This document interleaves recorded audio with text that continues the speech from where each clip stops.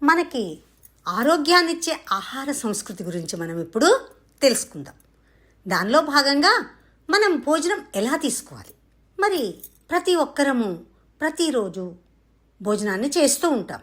ఎందుకంటే మానవుడు జీవించడానికి భోజనం అవసరమే.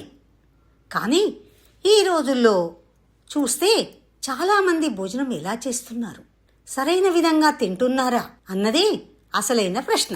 మన పెద్దలు చెప్పినటువంటి ఒక మాట గుర్తు వచ్చిందండి. మనం ఎలా తింటామో అలాగే మన ఆరోగ్యం ఉంటుంది. మరి ఆరోగ్యాన్ని కాపాడుకోవాలంటే మనం భోజనం ఎలా తీసుకోవాలో తెలుసుకుందాం.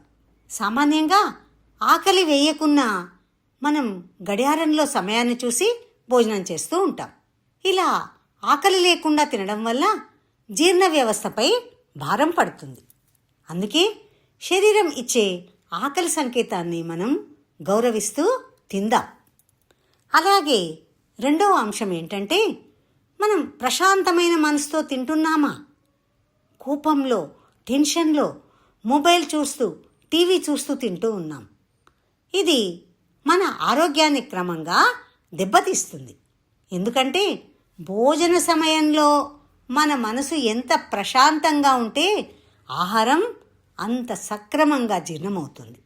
ఇంకా మనము ఈ ఉరుకుల పరుగుల ప్రపంచంలో నిలబడి పరుగెత్తుతూ త్వరగా తినడం మంచిదేనా? మీరే చెప్పండి. మరి ప్రతి ముద్దను మనం ఎలా తినాలి? ప్రతి ముద్దను బాగా నమిలి తిన్నప్పుడే ఆహారం శక్తిగా మారుతుంది. అందుకే కూర్చొని నెమ్మదిగా తినాలి.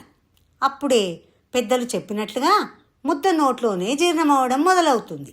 అంతేకాకుండా ఆహారం రుచికరంగా ఉందని మళ్ళీ మనం సాయంత్రం ఎప్పుడు తింటామో అని అధికంగా తినడం ఆరోగ్యానికి హానికరం సుమా.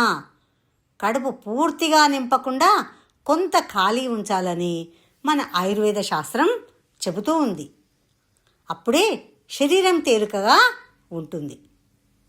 ఆహారం మన కడుపులో పట్టేటువంటి ఆహారం 4 భాగాలు అనుకుంటే ఒక భాగాన్ని ఖాళీగా ఉంచడం మంచిదేమో ఆలోచించండి. మరి నీరు ఎలా తాగాలి? భోజనం చేస్తున్నప్పుడు ఎక్కువగా నీరు తాగకూడదు. భోజనం ముందు కొద్దిగా, తిన్న తర్వాత కొంతసేపటి తర్వాత మాత్రమే నీరు తాగడం మంచిదని మన పెద్దవాళ్ళు చెబుతూ ఉంటారు. అదే కాకుండా తాజా ఆహారం, పండ్లు, కూరగాయలు మన శరీరానికి శక్తినిస్తాయి. అధికంగా ప్రాసెస్ చేసిన ఫుడ్ ఆరోగ్యాన్ని నెమ్మదిగా దెబ్బతీస్తూ ఉంటుంది.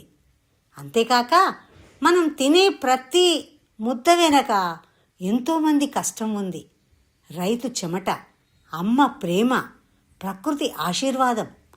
అందుకే మనం భోజనాన్ని ఎంతో గౌరవంతో స్వీకరించాలి. అంటే భోజనం కేవలం కడుపు నింపేది మాత్రమే కాదు, మన ఆరోగ్యాన్ని, మన ఆలోచనలను, మన జీవితాలను నిర్మించేది. అందుకే సరైన విధంగా తినడం కూడా ఒక సంస్కారం, ఒక ఆరోగ్య యజ్ఞం. అందుకే భోజనాన్ని సక్రమంగా, మితంగా, ప్రశాంతంగా తిందాం, ఆరోగ్యంగా ఉందాం. ఫ్రెండ్స్, ఈ వీడియో మీకు నచ్చితే లైక్ చేయండి, షేర్ చేయండి. మన భారతీయ ఆహార సాంప్రదాయాల కోసం మా ఛానల్ను సబ్స్క్రైబ్ చేయండి. నమస్కారం.